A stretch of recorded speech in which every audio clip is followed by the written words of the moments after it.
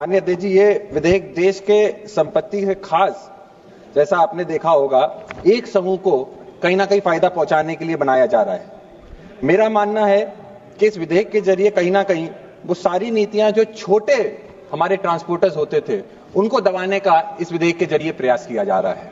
हमने पूर्व में भी देखा है कि किस तरीके से 2021 का जो बंदरगाह विधेयक था उसको लाया गया और गुजरात के अंदर जो एक कंपनी है उसी को सीधे तौर पे इसका फायदा देने के लिए वो विधेयक 2021 में लाया गया था।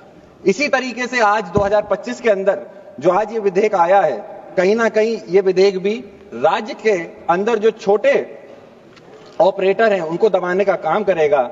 ये विकास नहीं, ये एकाधिकार का विस्तार है। अध्यक्ष महोदय, इस विधेयक के जरिए कहीं ना कहीं मोनोपोली का भी संभावना दिखाई देती है।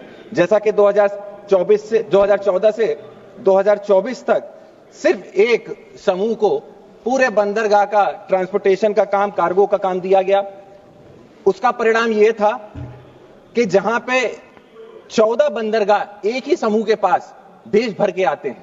अभी हमसे पूर्व में वक्ता अपनी बात जब रख रहे थे तो इस बात को उन्होंने कहा कि हमारे देश के बंदरगाह टॉप नंबर पे आते हैं। मैं पूछना चाहूंगा, इन बंदरगाहों में से कौन सा बंदरगाह ऐसा है जो सरकार के नियंत्रण में आता है? वो बंदरगाह खास करके जो निजी हाथों में चले गए हैं, जो बड़े व्यापारियों के और एक खास करके एक ग्रुप के पास चले गए हैं, ये वो सारे बंदरगाह हैं जिनको आप टॉप लिस्ट में रख रहे हैं, लेकिन सरकारी एक भी बंदरगाह नहीं है। साथ ही साथ निजीकरण की तरफ बढ़ते हुए जिस तरीके से शिपिंग को, पोर्ट को ले जाया जा रहा है, हमने देखा है कि किस तरीके से आप लोगों ने जो कर का शेयर था, जो कभी 54% हुआ करता था, उसको घटाकर आज 45% पे लाया गया है। इससे सरकार को हजारों करोड़ का नुकसान हो रहा है, लेकिन फायदा सिर्फ एक पूंजीपति को दिया जा रहा है।